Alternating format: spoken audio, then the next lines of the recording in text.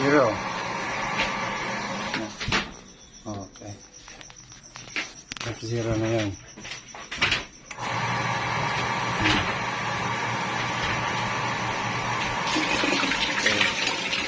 Water.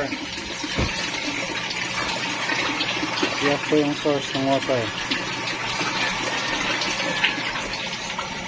Wala ng water.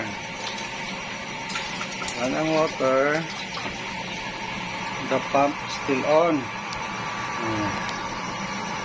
Kahit 2 minutes, 3 minutes, on pa rin yan siya, hindi mag-stop. So may possibility na mag-overheat yung pump. Iset ko siya to F1. F1.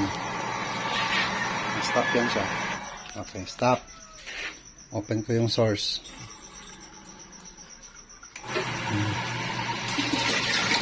On.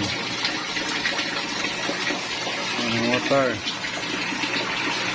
So, off ko yung source. Off ang source. Yan. Kahit 5 minutes or 10 minutes, on pa rin yan siya palagi. F1. So, wala nang water. Umaandar pa rin siya. No? So, hindi pwede ang F1. Fast forward lang to kagabi. Tinesting ko talaga to.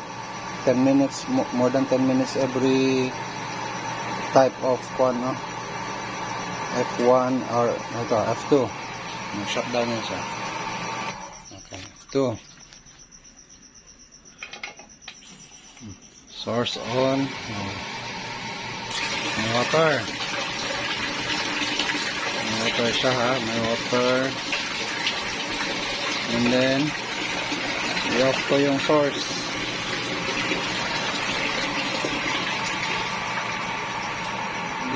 Hindi pa rin siya mamamatay. Wala. Dapat pag wala ang source, mag-off yung machine, yung pump, para hindi siya mag-overheat. Kasi kung palaging ganyan, mag-overheat din siya. So, dapat sa mga settings, pag may water,